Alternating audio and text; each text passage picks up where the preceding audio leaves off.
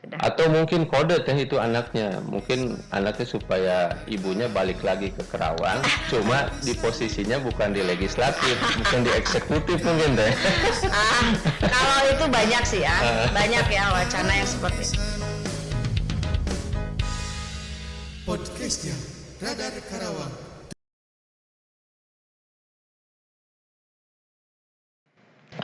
Bismillahirrahmanirrahim. Assalamualaikum warahmatullahi wabarakatuh. Apa kabar sahabat-sahabat Radar Karawang semuanya? Pada kesempatan hari ini di podcast Radar Karawang, kita kedatangan tamu yang istimewa, Ibu Sri Rahayu Agustina. Ya, ini merupakan salah satu figur ataupun tokoh perempuan di Kabupaten Karawang yang kita lihat karirnya cukup moncer ya di dunia politik seperti itu. Apa kabar, Teh Sri? Alhamdulillah sehat. Sehat ya. Aktivitas hari ini sibuk apa? Hari ini kita sedang membahas pansus ya, pansus 6 tentang tata ruang, tata wilayah Provinsi Jawa Barat. Ya. Kalau di DPR itu, Teh Sri sekarang di komisi berapa? Saya di Komisi 5. Komisi 5 di penanganan apa tuh, bagian apa? Bagian kesejahteraan sosial, pendidikan, terus juga perempuan dan anak, terus ketenaga kerjaan. Ya, jadi peranannya cukup strategis ya menyangkut Karawang. Apalagi kemarin-kemarin isu Karawang ini dikaitkan dengan kemiskinan ekstrim mungkin. Itu bagian dari bagian Bu Sri juga mungkin ya untuk menangani. Ya, kalau kemiskinan ekstrim itu kan ya ya sebenarnya ada di kita sih ya, di dinas sosial gitu ya. Tapi cukup kaget ketika Karawang masuk menjadi kategori ekstrimnya itu ya. Gitu. Ternyata ketika datanya yang kita dapatkan kan ada simpang siur data kan, antara BPS dengan data dari pemerintah daerah itu sendiri gitu, dari desa dan lain sebagainya. Nah, ini kan kita kalau kita bicara kemiskinan ekstrim ini sebenarnya mungkin kalau secara data yang otentik agak gimana gitu ya. Karawang ini kan industri terbesar se Asia Tenggara gitu kan, tidak mungkin lah sampai seperti itu. Tapi ternyata datanya memang betul seperti itu gitu kan ya. Jadi ini kerja kita ya, PR buat kita semua bahwa ternyata Karawang masih banyaklah yang ditemukan kemiskinan, mohon maaf gitu kan. Kemarin ketika saya datang ke daerah salah satu kecamatan yang ada di Cilebar ya, jadi memang ada dua keluarga yang cukup memprihatinkan, sudah 15 tahun, tetapi alhamdulillah hari ini sudah mendapatkan bantuan dari beberapa pihak untuk membangun rumahnya. Jadi seorang ustadz yang biasa ngaji, jadi oh iya benar, ada juga yang seperti itu yang memang harus dibantu oleh pemerintah daerah maupun provinsi gitu. Kalau menurut tesis sendiri sih, tadi kan katakan kita ini Karawang ini industrinya terbesar di Asia Tenggara, tapi ternyata data kemiskinannya banyak. Titik permasalahannya ada di mana sebetulnya, Teh? Sebetulnya kayak seperti ini ya. Kita ini kan mengalami pandemik yang cukup luar biasa. 2 tahun kita mengalami pandemik yang bukan hanya berdampak kepada, mohon maaf, masyarakat yang tidak mampu, tetapi semua kalangan, mau pengusaha gitu kan ya, maupun kita semuanya lah. Kita susah beraktivitas, orang yang berjualan juga susah, mungkin juga pengusaha juga ekspor impornya juga sulit gitu kan mereka untuk itu. Akhirnya kan banyak perusahaan yang mem-PHK beberapa karyawannya. Nah, ketika itu mereka tidak siap untuk di PHK. Ketidaksiapan mereka karena apa? Karena mereka, mohon maaf, istri-istrinya juga mungkin selalu mengandalkan para suaminya gitu kan ya. Nah, inilah peran dari pemerintah. Jadi kalau saya bilang, Pak Jokowi pernah mengatakan jangan berikan jangan memberikan umpannya, tapi berikan dia pancingnya, Iya. kan gitu kan. Bukannya Pak Jokowi ini tidak setuju dengan selalu memberikan bantuan kepada, tapi masyarakat ini bagaimana caranya bisa berkarya, bisa memberikan kontribusi, akhirnya UMKM-nya harus digalakkan, kan gitu ya. Sekarang kan pemerintah sedang menggalakkan UMKM, pemerintah pusat, provinsi maupun pusat hari ini sedang menggalakkan UMKM. Tadi UMKM-nya apa? Jadi mudah-mudahan dengan UMKM yang hari ini sedang digalakkan oleh pemerintah daerah, pemerintah provinsi maupun pemerintah pusat bisa menekan tadi lah ya kemiskinan yang ada di khususnya di Kabupaten Karawang ya. Gitu. Sebenarnya potensi yang mereka miliki itu banyak. Sebenarnya ketika saya keliling, ketika reses pada masyarakat di sekitar di Kabupaten Karawang, mereka punya potensi, punya keinginan bagaimana mereka juga banyak produk-produk yang mereka hasilkan, tapi mereka bingung bagaimana cara mereka untuk memasarkannya seperti itu. Jadi bukan hanya pemerintah ini, bukan hanya pelatihan saja yang mereka berikan, tetapi juga mereka juga harus memberikan permodalan. Nah, sejauh ini menurut Teteh melihat itu kinerja dari pemerintah daerah sendiri terkait hal mengembangkan potensi masyarakat tadi ini sudah menyentuh langsung atau gimana Teteh? Kemarin saya berdiskusi dengan beberapa aktivis perempuan dan dari dari salah dua yang saya temukan kemarin di Karawang itu adalah perusahaan Pertamina dan perusahaan produk kartu XL. Kemarin mereka di daerah Pakis Jaya jadi membuat satu desa digital. Jadi bagaimana si nelayan ini bukan mencari ikan dengan sistem yang digital, tapi mereka bagaimana nelayan ini menangkap ikan. Jadi sudah ada lokasinya, mereka tinggal menangkap, balik lagi ke rumah. Nah, yang bisa dia jual, yang tidak bisa dia jual, dia berikan kepada istrinya untuk dijadikan UMKM tadi, asin lah gitu ya. Nanti itu juga ada open khusus yang waktu itu mereka berikan. Saya waktu itu dapat undangannya dari DP3A KB Provinsi Jawa Barat. Jadi itulah ternyata ketika saya berbincang dengan manajernya bahwa ternyata mereka juga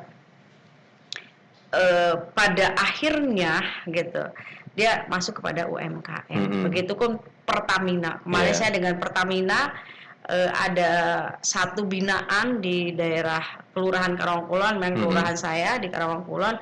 Mereka membina Karawang Berseri. Karawang Berseri itu dia tujuannya untuk menurunkan tingkat kekerasan terhadap perempuan dan anak di Kelurahan Karawang Kulon dan untuk menekan perkawinan dini. Nah, tetapi mereka diberikan pelatihan, diberikan permodalan. Hari ini mereka Karawang Berseri di Kelurahan Karawang Kulon itu sedang menanam hidroponik. Jadi kemarin ketika panen senang-senangnya ibu-ibu menjual, dapat hasilnya 400.000 dikumpulkan ya seperti itu. Nah itulah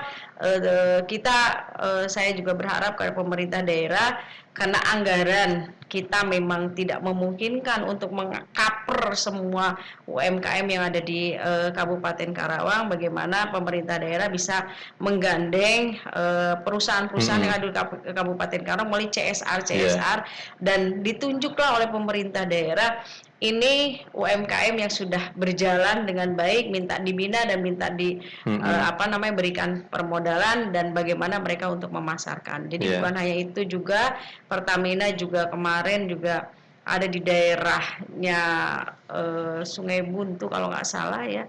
Kalau tidak salah dia itu ada semacam kemarin tuh Pak Sekda bilang nggak ada ya produk kita yang diekspor kata dia gitu ya. Kata saya ada Pak Sekda, saya bilang gitu.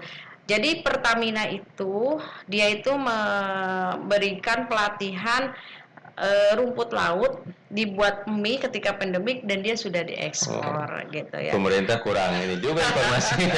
Begitu pun ke telur ya, telur asin ya, telur asin yang biasa.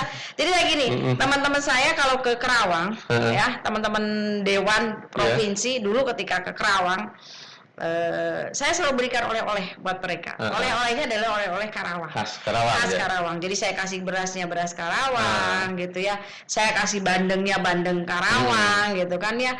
Bandeng presto yang di Tirtajaya itu kan bandeng isinya lebih enak daripada bandeng-bandeng yang ada di luar Kabupaten Karawang. Jadi saya memberikan itu sama mereka. Jadi ketika mereka yang itu enak, yang ini enak, ini. Oh ya udah nih saya beli. Jadi secara tidak langsung kita sudah memberikan ini loh produk Karawang gitu ya. Nah, ini tinggal pemerintah daerah. Tapi kemarin saya sudah binaan saya yang di Palu Bonsari itu sudah masuk CPCL-nya di Dinas Koperasi. Jadi mudah-mudahan, dan yang satu lagi di daerah Batu Jaya juga sama. Jadi itu sudah dibina oleh pemerintah daerah. Oh, ini sangat bagus sekali, ini patut dicontoh oleh tokoh-tokoh Karawang lainnya, terutama Pemda mungkin ya. Kalau ada tamu dari luar, oleh-olehnya ya khas Karawang itu kayak sekali setelah tidak langsung ikut mempromosikan dan gitu, memasarkan. Ya, Tesli itu tadi kalau lihat tangannya itu dibalut ini, kenapa? Kamu itu teh? Jatuh saya itu ya. Oh jatuh. Jadi kepleset habis mandi, kepleset ya, harus beginilah. Tapi tidak bisa istirahat. Mungkin Allah memberikan saya harus istirahat. Tapi pas habis kejadian, saya kejadiannya hari Jumat, saya hari Sabtu saya di operasi, Minggu saya pulang, Senin istirahat, Selasanya udah reses. Udah reses lagi. Wah, luar biasa ini, tangguh sekali. Meskipun dalam keadaan tangannya cedera gitu ya, tapi tetap semangat beraktivitas. Harus bersemangat ya, karena kita dipilih oleh rakyat. Ketika kita bintek itu kan salah satu kewajiban kita untuk menyerap aspirasi dari masyarakat. Ya salah satunya tadilah ya, banyak cerita-cerita tentang UMKM. Ibu saya sudah banyak yang harus, tapi saya harus bagaimana, seperti apa. Ya saya sounding-soundingkan sih dengan pemerintah daerah. Dan saya juga di Provinsi Jawa Barat, khususnya di DP3 AKB, Provinsi Jawa Barat kan ada program Skoper Cinta, ya kan. Dari Provinsi Jawa Barat, saya bilang, Bu Kadis, ini program ini memang bagus. Saya tidak tidak melarang program ini. Saya tetap mendukung program ini. Ini kan Skoper Cinta bukan hanya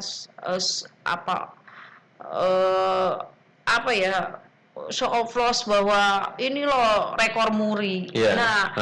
Seremonial saya tuh nggak suka dengan seremonial. Jadi begini, Skoper Cinta itu salah satu mewujudkan bagaimana perempuan-perempuan ini menjadi pintar. Tetapi saya bilang, kalau hanya menjadi pintar, tidak berkarya buat apa? Ya kan? Jadi berikan dia permodalan gitu. Jadi bukan hanya pelatihannya saja, ketika dia tidak diberikan permodalan, tujuannya apa? Saya bilang Skoper Cinta. Kalau tujuannya untuk memberikan UMKM, pemahaman kepada masyarakat bahwa perempuan ini harus mampu berdiri di kakinya sendiri, harus mandiri, dan bagaimana perempuan ini juga untuk menekan tingkat kekerasan terhadap perempuan, dia berikan dia permodalan biar dia tidak tergantung kepada para suaminya. Jadi untuk meningkatkan ekonomi di dalam keluarganya, itu tujuannya harus seperti itu, saya bilang. Akhirnya alhamdulillah hari ini Skoper Cinta bukan hanya memberikan pelatihan, tetapi juga ada permodalan yang diberikan. Tapi ya namanya juga masih baru ya, jadi cuma sedikit lah yang diberikan oleh pemerintah provinsi melalui DP3 AKB. Cara ngaksesnya gimana kan untuk Skoper Cinta itu? Kalau Skoper Cinta itu kayaknya masuknya di desa atau di kelurahan ya, gitu. Jadi dia ada satu kelompok di desa-desa, tapi juga tidak semua desa diakomodir. Mungkin kayak di Kerawang nih ada berapa nih desa gitu kan ya. Nanti kita di wisuda bareng-bareng gitu kan ya. Tapi tadi ya, perempuan ini buat saya bukan hanya diberikan pelatihan, tapi juga diberikan permodalan. Jadi kalau Karawang kan bisa berakses dengan CSR, karena kalau kita APBD ya saya kan sudah tahu lah APBD Karawang berapa gitu kan ya. Tidak mungkin lah semua harus diakomodir. Yang mintanya banyak, duitnya nggak ada lah kasarnya gitu ya. Maupun pemerintah kabupaten, provinsi maupun pusat sama saja seperti itu. Jadi tetap harus bergandeng dengan pemerintah pengusaha-pengusaha yang ada di Kabupaten Karawang. Itu untuk sasarannya perempuan yang kepala keluarga atau memang bebas gitu? Kalau perempuan kepala keluarga kan ada peka. Dia adalah gitu peka. Jadi perempuan kepala keluarga. Jadi itu juga perempuan-perempuan yang maaf ya, janda-janda yang sudah tidak punya suami tapi juga dia punya punya tanggungan yang harus dia tanggung gitu kan ya. Artinya mereka diberikan permodalan, diberikan pelatihan. Jadi ada dua, itu ada yang dari pusat, ada bentukan dari provinsi. Kalau peka itu gitu. Itu adanya di DP3A, di Kabupaten Karawang gitu. Teh kan juga sebagai seorang perempuan, terus juga mungkin kan di rumah juga sibuk mengurus keluarga gitu Teh ya. Capek nggak sih Teh jadi anggota dewan? Sebenarnya begini ya, kalau dibilang capek, tapi kan kalau pas ke rumah ngelihat anak nggak ada capeknya, kan ya lucu aja kalau ngelihat anak gitu kan, bertingkahnya seperti apa gitu kan ya. Ada anak yang, karena anak saya udah besar-besar ya, yang satu sudah nikah, yang perempuan, yang paling gede sekarang mau meneruskan S2, yang ketiga itu baru masuk kuliah. Tapi kan walaupun dia sudah besar-besar kan ada tingkah yang kadang-kadang ketika dia cerita kan ada yang lucunya gitu kan, ketika tidak banyak bertemu dengan ibunya gitu ya. Tapi alhamdulillah anak-anak saya anak-anak yang baik ya. Tidak banyak neko-neko, tidak banyak menuntut kepada mamanya untuk berkarir, malah anaknya juga mendukung karir mamanya. Yang terpenting ya tadilah ada waktu untuk mereka bercerita, kita berkomunikasi ya, minimal kita telepon ketika kita ada di mana-mana. Karena di provinsi dengan di daerah kan berbeda. Mobilingnya ketika di provinsi kita jarang di rumah. Karena memang kita kan di Bandung ya, aktivitasnya banyak di Bandung dan di luar kota Bandung. Tapi kan kalau kita beraktivitas dulu di Karawang, ya kita memang kantornya di Karawang kan ya gitu ya. Aktivitasnya memang di luar Kabupaten Karawang. Cuma ya pinter-pinter kita lah bagaimana kita membagi waktu antara keluarga dan pekerjaan. Tapi ya tadi anak saya udah besar-besar, jadi sudah mengerti lah gitu. Pernah nggak dikomplain gitu Teh? Kalau dulu ya, kalau dulu waktu saya menjabat di Karawang ya, saya pernah dikomplain gitu ya, pernah di sidang lah sama anak-anak gitu ya. Ketika anak saya waktu itu masih yang SMP ya. Kelas 3 SMP waktu saya menjabat itu. Kelas 3 SMP, kelas 2 SMP sama SD kan. Yang kecil. Jadi mereka bilang, "Mama, biasanya kan kalau kita libur sekolah, kita bisa liburan bareng gitu. Ini kan pas libur, ya kan liburnya kan mereka Desember. Nah, kita kan Desember lagi ngebut-nyebutnya kerjaan kan. Kerjaan yang nggak bisa kita tinggalkan kan gitu kan, ada pembahasan inilah itulah, akhir tahun kan banyak juga kan yang harus kita kerjakan. Jadi mereka ya protes itu, jadi nggak ada libur buat mereka lah, buat anak-anak. Sempet sih seperti itu, tapi pas kesininya mereka sudah ngerti dan sudah terbiasa. Tapi memang momen kita biasanya di tahun baru kita, ya anak saya yang mana aja yang bisa ikut sama saya gitu ya, pergi kemana gitu, kita bareng-bareng dengan keluarga gitu. Tapi ya karena mereka sudah besar-besar gitu kan ya, jadi mereka juga punya aktivitas sendiri. Di tahun baru kemarin saya temenin anak saya yang gede gitu ya, nggak kemana-mana mah, ya udah temenin mama aja ya. Kalau yang udah nikah kan di bawah suaminya, yang kecil udah pergi sendiri ngacir kan ke Pangandaran yang namanya ABG kan ya udah yang penting hati-hati gitu kan. Itu sih, cuma yang besar aja sekarang yang jagain gitu, nggak kemana-mana gitu.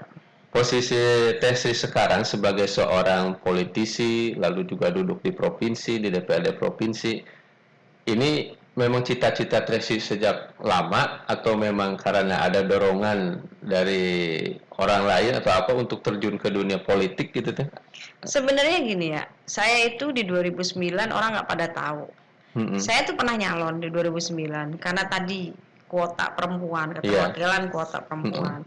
Jadi saya waktu itu dulu itu dapil 6, sekarang itu dapil 2, Kelari, Ciampel, Purwasari, Majalaya ya. Sekarang kan ditambah sama Karawang Timur ya.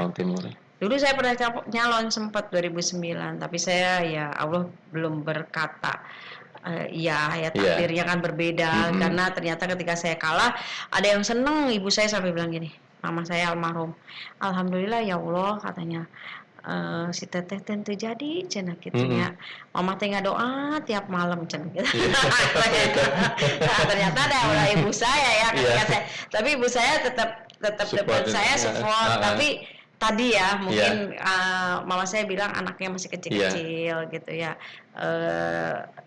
tidak harus juga beraktivitas di luar gitu kan, mama saya bilang gitu, udahlah menikmati aja katanya hidup menjadi ibu rumah tangga, kata mama saya bilang gitu. Mama nggak setuju, ya sudah kalau kita doa, kita kan dia doa ibu ya yang paling mustajab tuh. Ya mama saya bilang gitu, ya udahlah saya juga nggak itu. Nah, ketika 2014 karena memang saya didorong oleh Bapak Dadang Ismutar untuk mencalonkan dan didukung penuh sama keluarga besar saya juga anak-anak saya, ya alhamdulillah ya saya bisa menjadi anggota DPRD Kabupaten Karawang, dan kedua kalinya saya mencalonkan tapi suara yang paling terbanyak, dan saya menduduki wakil ketua DPRD. Ya alhamdulillah ya supportnya cukup luar biasa. Di Karawang itu satu periode atau 2 periode? Satu periode. Periode kedua langsung naik ke provinsi ya, karena tadi ya mungkin sudah mencapai puncaknya seorang Sri nyalon lagi nanti ketika misalnya gitu kan, bisa saja saya tidak mendapatkan posisi menjadi pimpinan kan ketika saya harus mencalonkan lagi di Karawang. Akhirnya banyak teman-teman yang mendorong saya untuk naik ke provinsi, karena memang peluang untuk naik ke provinsi itu lebih besar gitu. Saya memberikan kesempatan kepada teman-teman untuk di dapil 1 untuk bertarung gitu. Akhirnya ya saya naik ke provinsi. Memang peluangnya memang apa ya alhamdulillah ya dimudahkan segala sesuatunya sama Allah gitu. Akan tetapi kan ruang lingkupnya akhirnya jadi banyak gitu kan. Waktu kita juga di rumah juga tersita ya karena memang mobiling kita kan Karawang Purwakarta gitu ya. Tapi ya tadilah semua kalau memang sudah jalannya Allah akan memudahkan segala sesuatunya, ya kita nikmati sajalah, walaupun kita harus jauh dari anak-anak gitu ya. Kadang ketika saya kerja di provinsi, kagetnya saya luar biasa. Jadi mobil saya itu, baju saya itu 1 koper di mobil. Ya, rumah kedua gitu. Jadi rumah kedua. Jadi gini, sehari ini jadwal saya dikasih 1 bulan.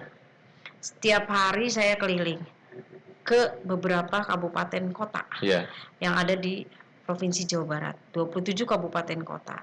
Jadi hampir saya itu 17 hari itu saya keliling, hari kerja saya keliling.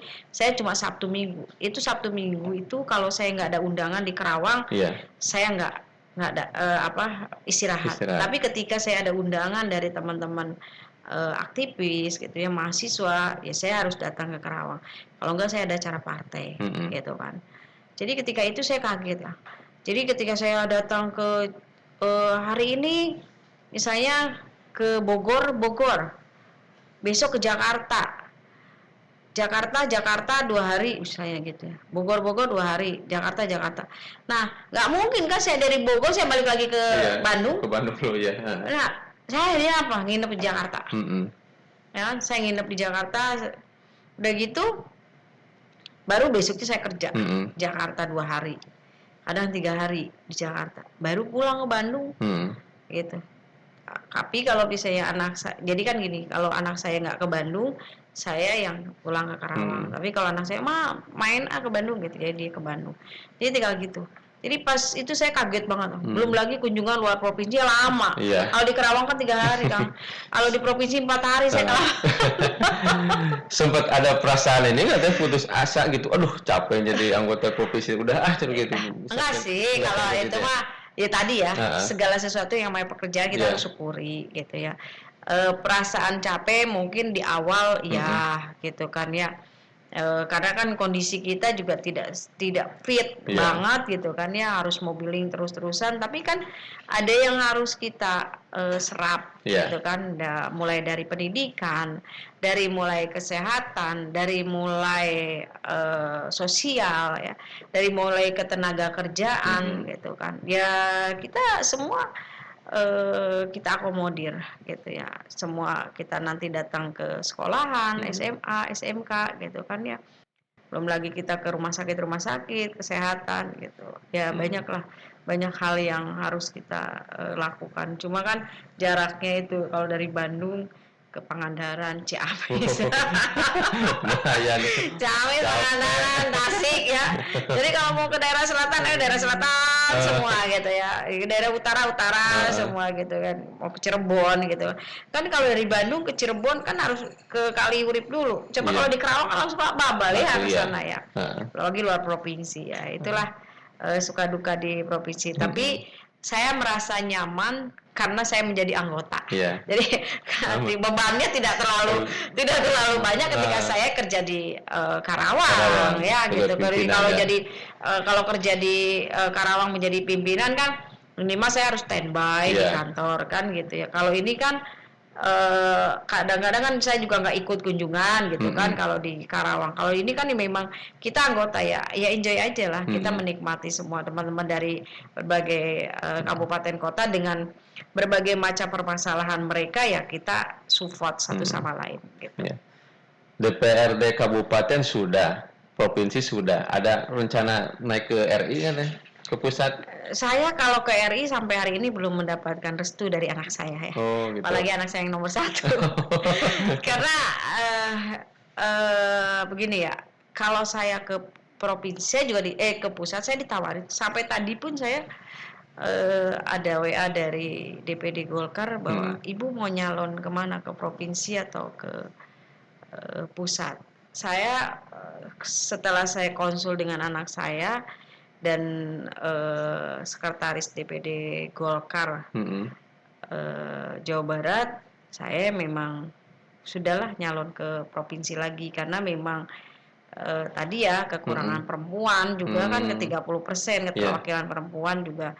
Kalau di pusat kan bukannya saya tidak berani untuk ke pusat gitu kan, karena apapun kita kan di Bekasi juga banyak saudara, banyak teman ya, banyak ini gitu. Tapi tadilah karena anak-anak tidak merestui saya untuk di pusat, ya saya sudah mengembalikan berkas, mencalonkan kembali di provinsi. Jadi alhamdulillah sudah pemberkasannya sudah selesai, tinggal sudah mulai dari sudah sekarang? mulai kalau provinsi. Kalau di Golkar sudah mulai ya. Atau mungkin kode itu anaknya, mungkin anaknya supaya ibunya balik lagi ke Karawang, cuma di posisinya bukan di legislatif, bukan di eksekutif mungkin deh. Kalau itu banyak sih ya, banyak ya wacana yang seperti itu. Jadi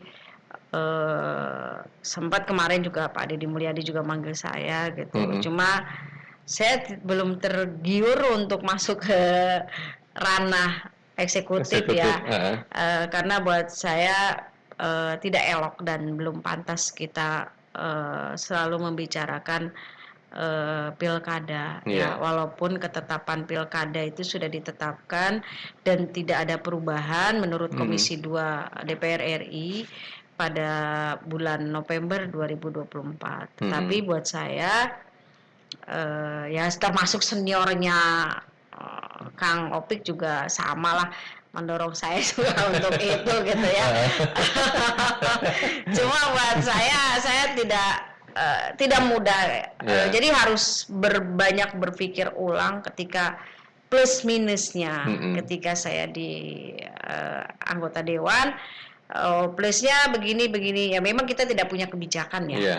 Tetapi ketika kita masuk ke eksekutif, kita kuat tidak dengan terpaannya, kita kuat dengan ini itunya lah ya dan sebagainya lah. Apalagi sekarang ya tadi ya harus banyak lebih berhati-hati. Jadi saya belum berpikir ke ranah itu karena belum pantaslah kita membicarakan itu. Tahapan pileg sudah dimulai.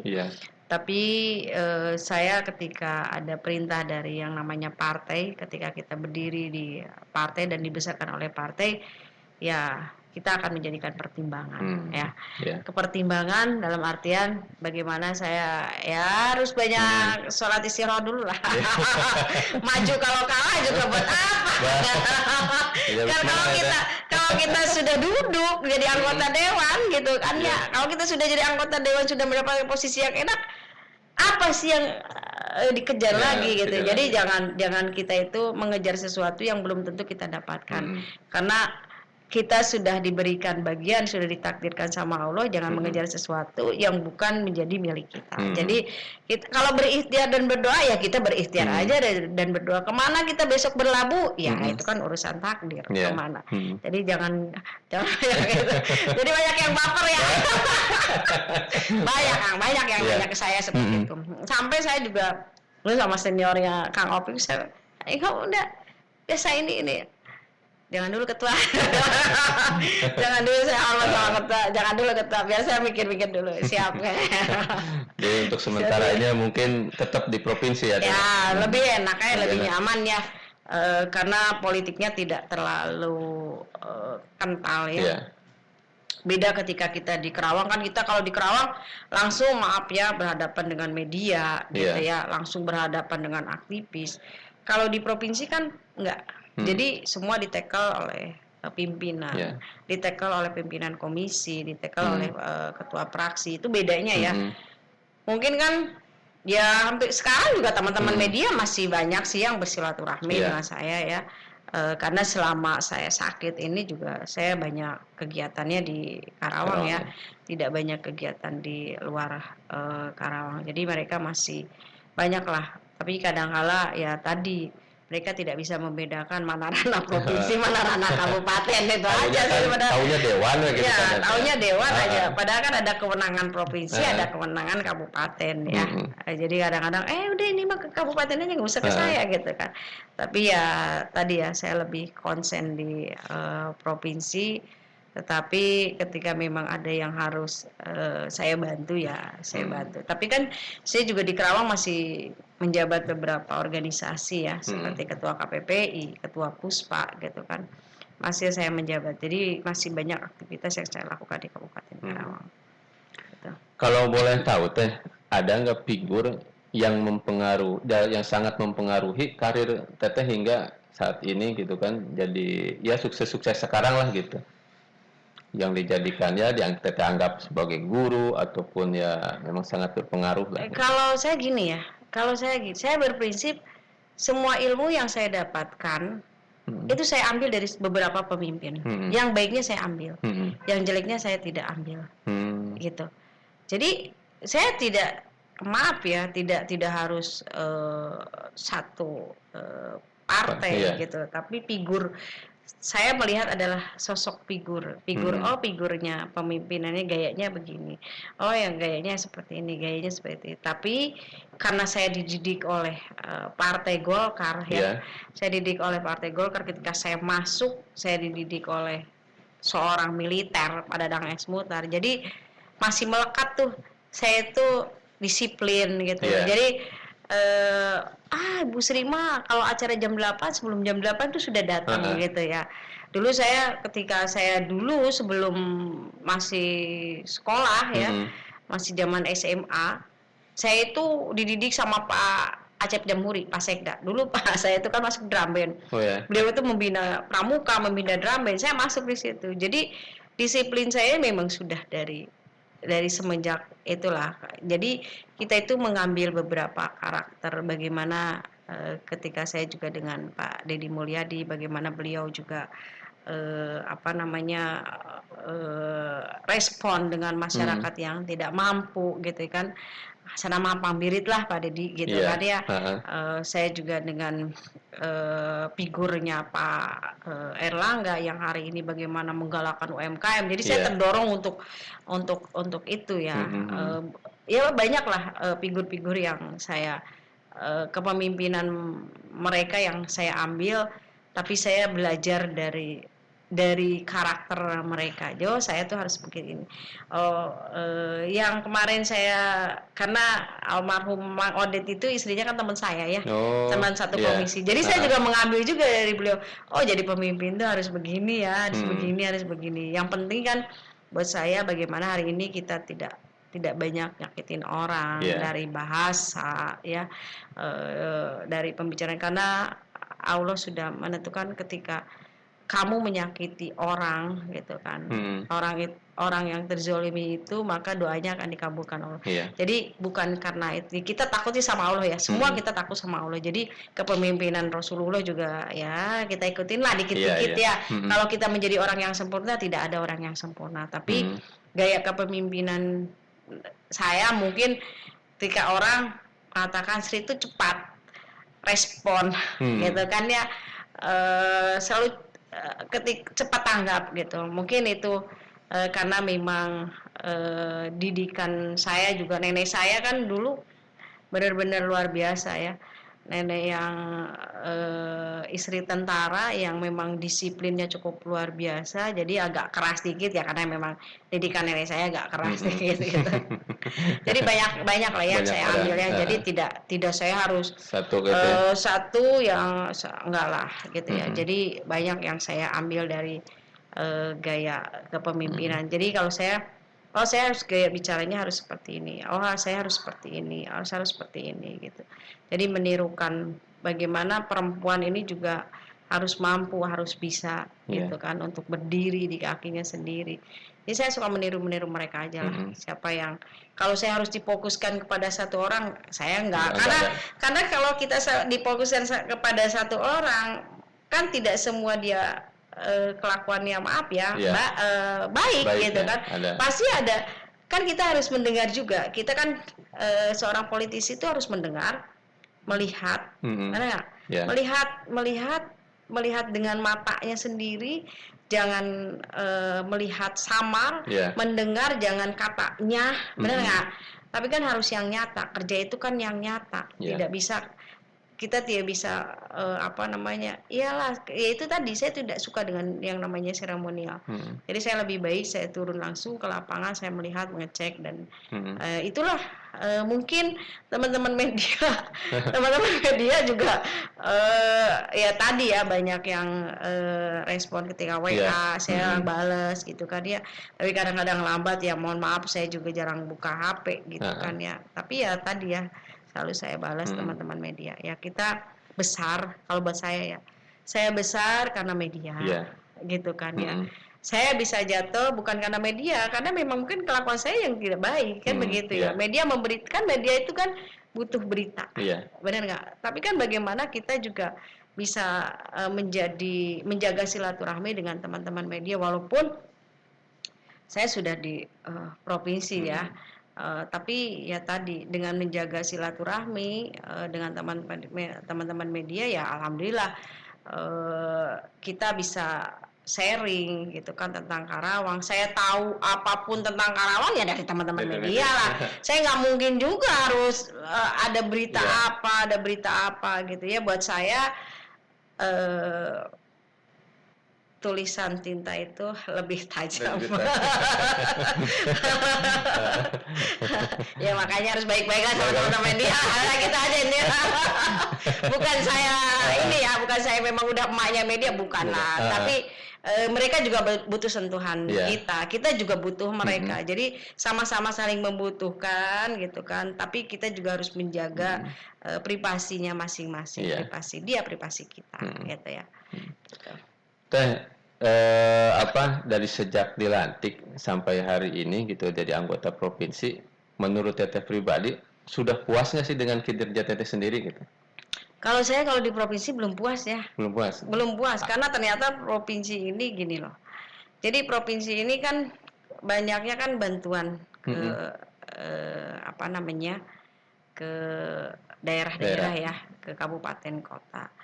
Jadi kalau kita ketemu dengan masyarakat itu gitulah, pas kita reses gitu ya, pas kita diundang sama masyarakat.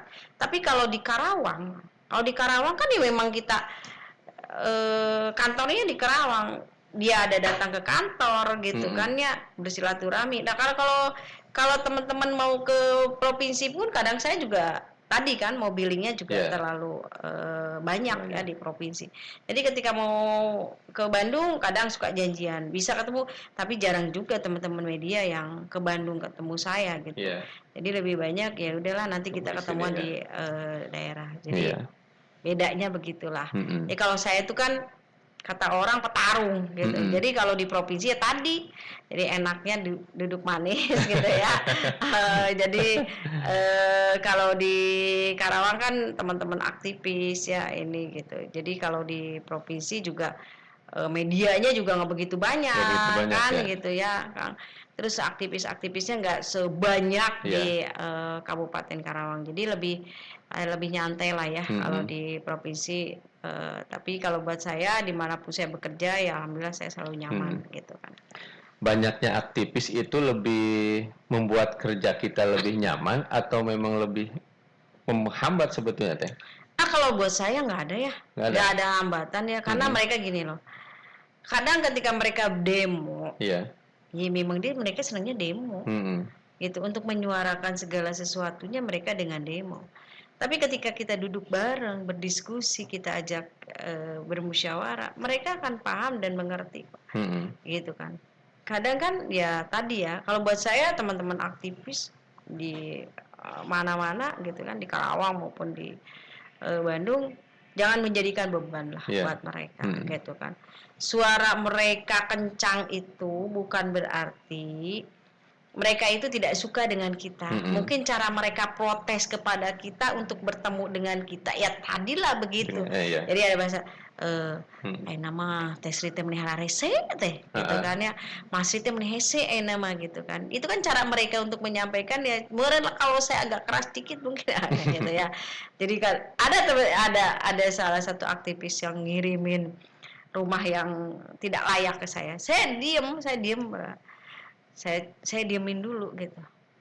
Saya lagi kerja kan, nggak mungkin saya harus buka HP. Pas saya tahu alamatnya, saya cek tim saya di lapangan. Coba cek rumahnya, bener nggak? Saya nggak balas dulu tuh WA-nya. Bener nggak? Saya bilang gitu. Cek sama anak gua saya di lapangan. Bener, RT. Ini udah saya kirimin gitu. Ini Kang udah dicek Kang. Saya sudah koordinasi dengan kepala kelurahan. Besok ini yang dari sini karena dia tidak mau bantuan Rutilahu akhirnya digeser ke sini. Saya datang ke sana. Ya cuma Bu Sri yang merespon ya. Ya orang di kampung saya kok. Itu kan di kelurahannya kemarin aja Cilebar saya. Jadi sekarang tuh teman-teman media ya, mohon maaf, teman-teman media ada rumah yang rubuh, ngirimin ke saya. Saya tadi responsif berarti. Saya tadi ilmunya Pak Dedi saya ambil gitu kan. Kan tidak semua saya bilang kan. Jadi ilmunya para pemimpin itu harus kita ambil yang baiknya gitu kan. Yang buruknya kan media yang tahu. Saya kan nggak mungkin ngorek-ngorek seorang pemimpin itu kejelekannya. Yang saya ambil adalah kebaikannya. Tapi ilmunya kayaknya belum diserap semua Teh. Jadi pas datang Teteh bikin konten video lah. Nah, saya itu anak saya mau bikin seperti itu. Saya bilang gini. Tim saya kemarin sudah diskusi seperti itu. Saya bilang gini, kalau mama turun ya, saya bilang gitu ke anak saya. Tapi mama itu nggak mau seremonial. Mm-mm. Mama itu nggak mau diatur. Karena mama nggak suka. Jadi udah apa adanya aja. Ya. Kebiasaan mama kayak begini ya begini. Gitu. Jadi jangan diatur, mama harus begini ya, nggak mau, mama harus begitu. Karena itu nggak tulus, saya bilang. Kalau kita mau menolong orang, tidak usah diberitain juga nggak jadi masalah, saya bilang gitu. Yang terpenting kita sudah mereka tahu, ya Allah juga tahu kalau kita membantu mereka. Jadi mama jangan diatur, harus begini ma, harus begini ma. Saya nggak bisa seperti itu. Apa adanya aja, karena kita kan niatnya mau membantu, kita niatnya adalah ikhlas. Jadi kalau banyak thing seremonial, nanti kedepannya jadi banyak diomongin orang gitu ya. Cuma seremonial doang, begitu banyak karena ingin mencapai sesuatu gitu ya. Tetapi implementasinya ke depannya jelek. Kan kita itu kalau mau silaturahmi kan pengennya panjang. Bukan hanya berteman itu kan pengennya panjang. Gitu kan ya. Menjaga silaturahmi itu kan itu sunnah dari Rasulullah gitu kan. Kewajiban kita untuk membantu orang kan di dalam undang-undangnya juga sudah ada. Seperti itu. Ya. Mungkin Teh pertanyaan terakhir Teh. Adakah sih saat ini cita-cita ataupun keinginan yang belum tercapai gitu sama Teh, baik itu tahap pribadi ataupun misalkan terkait kinerja untuk Karawang lah gitu? Ya, saya ingin berbuat baik aja ya untuk masyarakat Kabupaten Karawang. Tadi kesempatan itu pasti ada, tapi ketika ada kesempatan saya tidak akan akan saya ambil kesempatan itu dan tidak akan ya saya enggak lah. Yang penting saya ingin berbuat baik untuk masyarakat Kabupaten Karawang. Kemana besok Sri ya tunggu saja nanti ya. Karena tadi Dewan itu tidak mempunyai kebijakan. Tapi teman saya bilang jangan jadi itu ya. Makanya saya ketemu teman saya di Depok. Gitu. Ya saya masih mikir-mikir Kang, saya bilang gitu. Udah jangan gini, udah enakan jadi Dewan Provinsi. Oh gitu Kang, oke lah. Tapi berarti saya tidak salah untuk mengembalikan berkas saya untuk mencalonkan kembali anggota DPRD Provinsi. Enggak salah Teteh. Terima kasih Tesi atas waktunya. Ya mudah-mudahan Tesi selalu diberikan kesehatan, amin. Ya diberikan kekuatan untuk menjalankan aktivitasnya. Amin. Dan oke, sahabat-sahabat podcast Sadar Karawang, itu tadi perbincangan kita dengan Tesri Rahayu Agustina. Semoga apa yang Tesri tadi ungkapkan bisa kita ambil manfaatnya. Terima kasih. Wassalamualaikum warahmatullahi wabarakatuh. Waalaikumsalam.